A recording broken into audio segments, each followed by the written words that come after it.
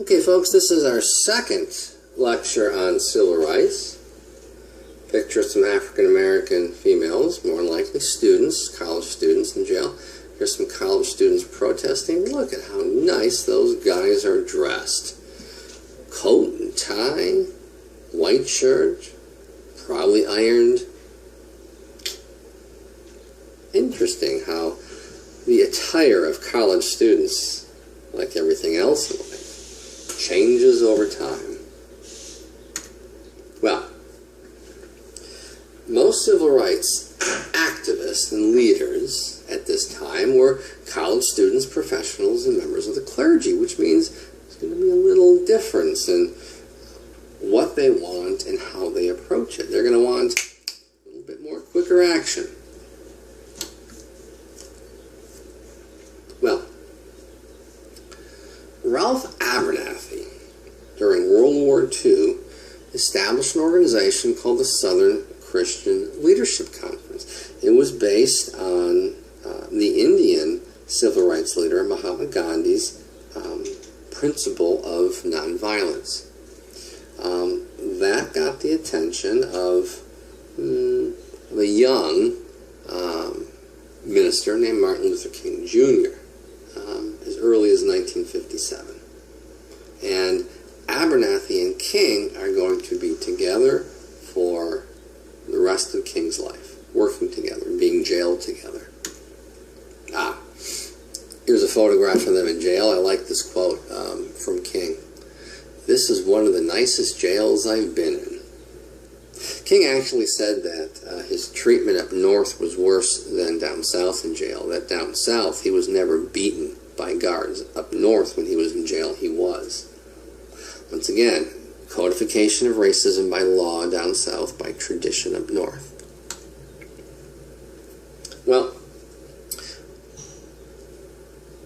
stores, most institutions were segregated, and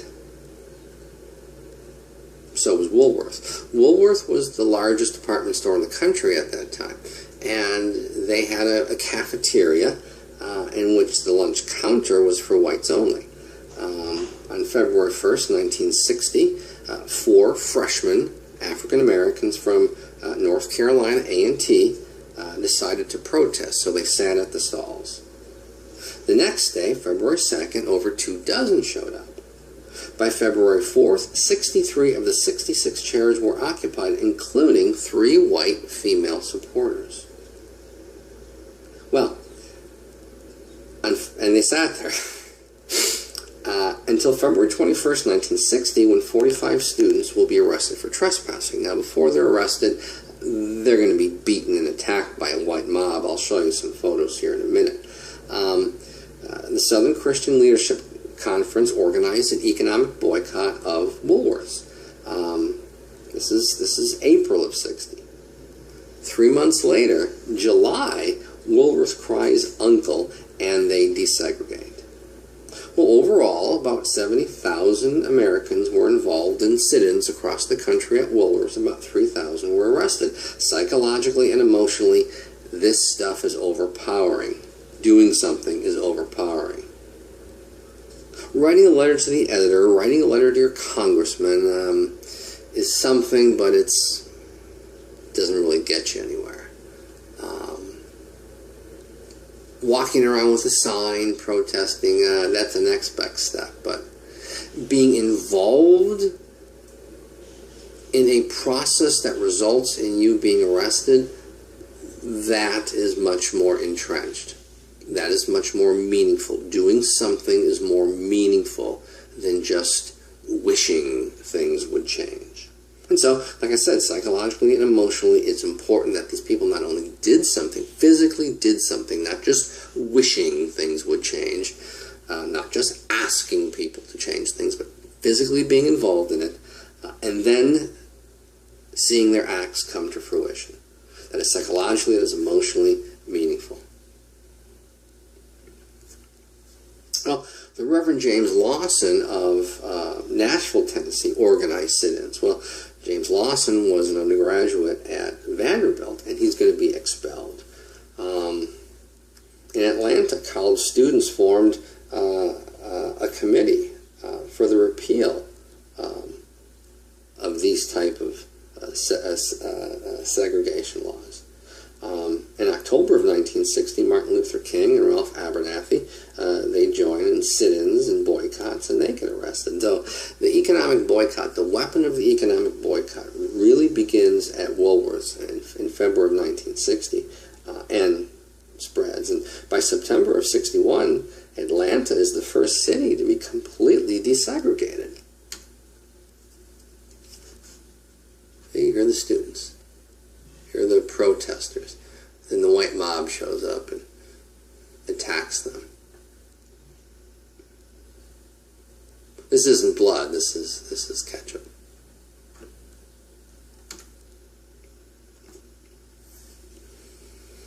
A group organized primarily for students is the SNCC, the Student Nonviolent Coordinating Committee. It is going to be a national organization, and it's still in existence today, just like the SCLC is still in existence today. Well, the SNCC was led by a woman named Ellen Barker. Barker was not a student. She had been involved in the civil rights movement since World War II, maybe even before World War II. And she wanted to create what she called a beloved community. A beloved community would be a organization, an institution, a group of people who respected each other, who took care of each other, who looked after each other, in which rights were equal, in which freedoms were equal. Certainly we don't have that today. Now, legally we do. Well, if you're a public institution, private institutions, churches, private schools, they're able to segregate. They're able to give unequal rights. Women, homosexuals, that's perfectly legal. So, we don't really have that beloved community today. Oh, spoiler alert. Ellen Barker's idea of a beloved community is not going to happen. Well, SNCC and Ellen Barker is going to focus on sit-ins across Louisiana. Same thing, this economic weapon. Desegregate bus services, desegregate department stores, desegregate everything.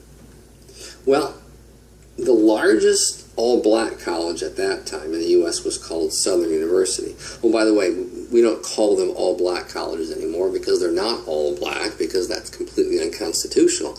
We call them historically black colleges or historically black universities, HBCs or HBUs. A good example of that in Texas is a Prairie View and Texas Southern. So, Southern University in Baton Rouge, African American students protest. The president and the Board of Regents identify and suspend 18 students who participated in sit-ins. At the end of the school year in 1960, the president disenrolls the entire college population, making everyone re-enroll in order to screen out what he called agitators. Well, the president of Mississippi Valley State, James White, does the same thing. That's what this photograph is African American students protesting what President James White did, kick out all of the students. Well, these activities will elevate Ellen Barker to the executive director, national director of the SCLC. And these student nonviolent coordinating committees will be all over the place.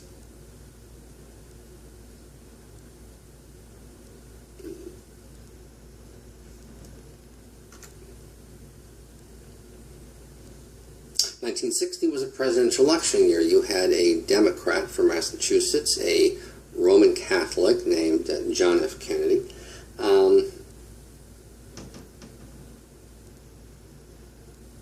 In October of 1960, Martin Luther King Jr., Ralph Abernathy, a whole bunch of other civil rights leaders are arrested and thrown in jail.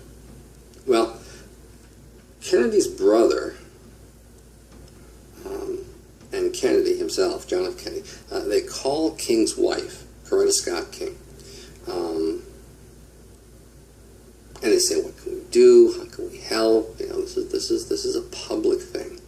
Privately, Robert Kennedy, who will become the Attorney General shortly, calls the judge and asks the judge to release Martin Luther King. Martin Luther King was released. So why'd he do this? Well, Bobby told the judge that MLK's imprisonment hurt his brother's chances of the White House. We're not exactly sure, but he may have promised a political appointment or a raise to the federal bench to this judge. Well, his brother, John F. Kennedy, as we'll show in a little bit, was not that interested in civil rights. His brother was, and his brother, as Attorney General, reinvigorates the Civil Rights Division of the Justice Department. And he orders the FBI, get out of D.C. and follow the troubles, figure out what's going on. So here's the problem that the Democrats in general had, and Kennedy had in particular. How do you protect the rights of African Americans and keep Southern Democrat votes secured?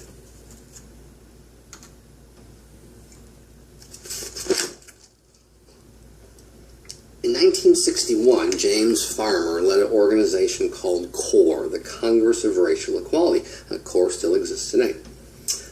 Farmer becomes the national director and decides on a new tactic that he calls freedom rides.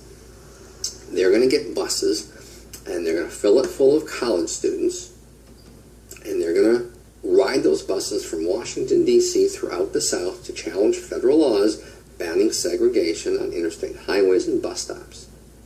He also wanted to induce some sort of reaction. You induce a reaction, and you know who shows up? The press. This is the second part that civil rights leaders figure out. One, the economic weapon. Boycotts work really well, too. When cameras are rolling and Americans are witnessing what's going on, Americans are shocked, and they will take action. So it's very important to get the press to show up. Well, James Farmer tells the Attorney General, Bobby Kennedy, exactly what he's going to do. And Kennedy never bothers to reply to James Farmer's initial letter. Well, two buses depart Washington, D.C., one heading to Alabama and the other to Mississippi. Like I said, these are full of college students. College students are protesting. It's the college students that initiate the sit-ins. It's the college students who are joining these national organizations and protesting. It's the college students who are freedom riders. And what do you do today? When was the last time you protested? I'm guessing your answer is you don't protest. The better question is why not? Do you believe all the major questions have been answered? Do you believe that you are equal in American society?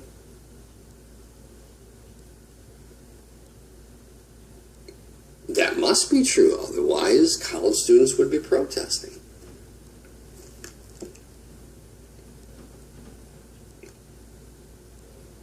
What about the cost of higher education? It's only going up. Why is it going up? Because the state is paying less and less of it, forcing you to pay more and more. Are you going to protest that? College students are not. What about immigration laws? We had some candidates for president in the 2016 election saying that if elected, they will round up, quote, the illegal aliens and send them back to their country of origin. Anybody protested that? Or are you just going to wait until somebody knocks on the door of somebody who you know? So, if you don't protest, I guess that means everything is great. All the big questions have been answered. I don't protest. I don't protest because I'm not the age of protesting. I'm at the age of writing checks to organizations who I support, who are protesting. College students are the ones who are supposed to be protesting, which is an indication of our changes in national liberty. Protesting is no longer a national action to affect change. We'll talk about that later on. So, on May 14th, 1961, In Alabama, a white mob attacks a bus, attacks the riders. One is left permanently brain damaged, and then they set the bus on fire. That's in Birmingham. And the FBI were there. They watched. They just never arrested anyone. Well, the Justice Department flew the riders to safety in New Orleans. Well, Farmer says we're going to try it again. The second time, the first time the college students, the protesters thought, well, it's a possibility that they're going to be attacked. There's a lot of possibility of what could happen. They may get attacked. Well, they were attacked. So the second time, the second group of Freedom Riders, before getting on that bus, they take out a piece of paper and pen, and they write on that piece of paper the name of their parents, the address of their parents, and the telephone of their parents. Then they take out a pin, and they pin that to the outside of their jacket or shirt. Why?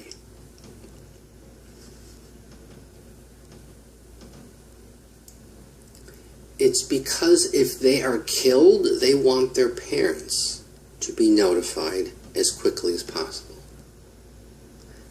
That's the extent of these college students' protest. They are willing to put their lives on the line to advance what they believe to be is the central issue of their time. So, the question that I ask, and the question that makes college students very uncomfortable, and when I ask this question, they tend to look at their shoes. What, if anything, would you be willing to lay your life down to advance? Now, don't tell me you're going to protect your children. That doesn't count. I'm talking about rights. I'm talking about freedoms. I'm talking about equality. What, if anything, would you be prepared to lay down your life in order to advance? And I'd have to say nothing. Because before people are willing to do that, they begin by protesting. And we really don't see a protest today. Well, one of the FBI observers in the second bus, John Siegenthaler, will be beaten nearly to death. James Verd, while lying in a pool of his own blood, is handed a court injunction by a local sheriff, preventing African Americans from riding on white buses. Newspapers around the world denounced these acts of brutality, and Bobby called for, quote, a cooling off period. He called the SNCC leaders and told them if they continued, they would simply, quote, embarrass the president. Ralph Abernathy said, doesn't the Attorney General know that we've been embarrassed all of our lives? Well, Freedom Riders arrived in Jackson, Mississippi. All 300 were pulled off buses and sent to jail. Jail, jail, jail, no bail. That was the Freedom Riders' motto. The Freedom Riders are important because they forced the federal government to act. The Freedom Riders are important because they expose the ugly face of Southern racism, Southern bigotry, Southern violence to the world. But they also reinforced white Southern resistance to desegregation. Here are some photos. Bus bombed, students beaten.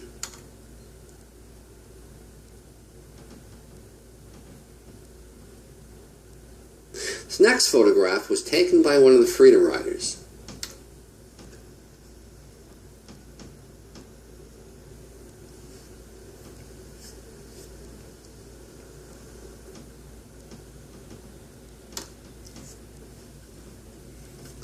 Well, NAACP, the Student Nonviolent Coordinating Committee, SCLC, and a lot of other groups decide they are going to converge on the city of Albany. And they are going to attack all aspects of racism, all aspects of segregation. And they are going to attempt to completely desegregate the city, starting with the State University College. Now, this is planned because the ex-First Lady Eleanor Roosevelt is speaking on equality and racism. Eleanor Roosevelt was decades ahead of other women of her time. I mean, she was speaking about equality. She was speaking about gender equality and racial equality. She was speaking about civil rights before World War II. So the stuff she talked about in the 30s is stuff other Americans talked about in the 60s. Well, in this small Georgia town of Albany, there were marches, there were protests, there were sit-ins, there were boycotts. Over 1,000 will be jailed.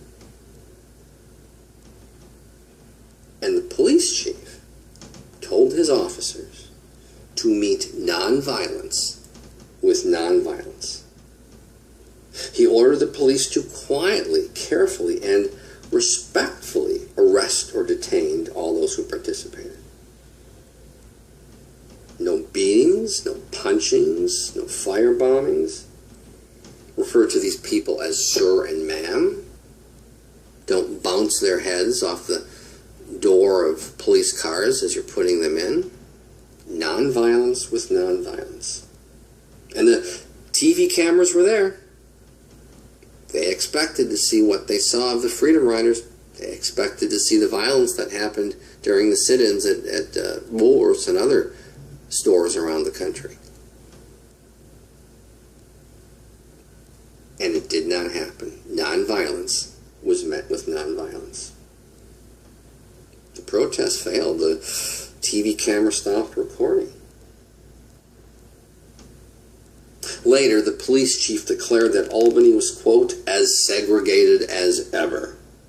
And that's the lesson that the civil rights leaders and protesters learned.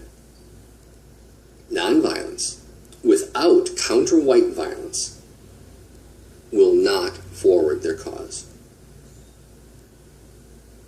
However, it's not going to be long before nonviolence is met with violence. James Meredith was a veteran of the Air Force. In 1962, he tried to enroll in the University of Mississippi at Oxford. Well,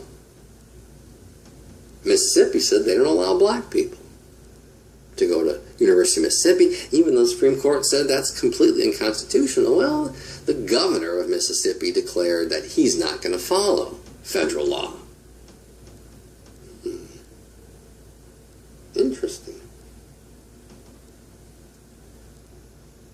Well, the governor personally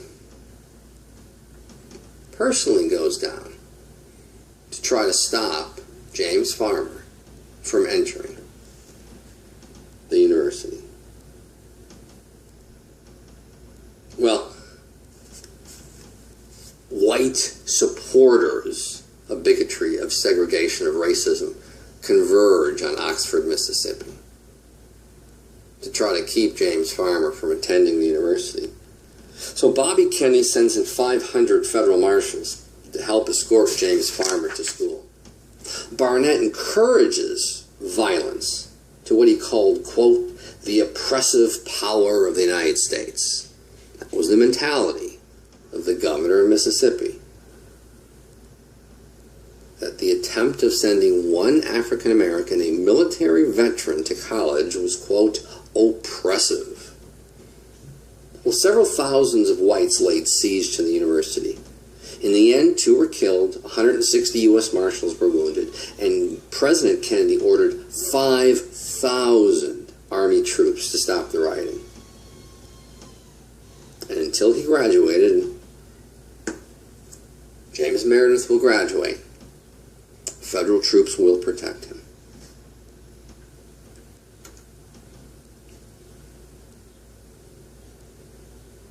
Some advances, none miraculous. Here we have 2 protests. African Americans and a few white people protesting in favor of civil rights, against bigotry, against racism, against segregation. And look what flag they're flying. The American flag.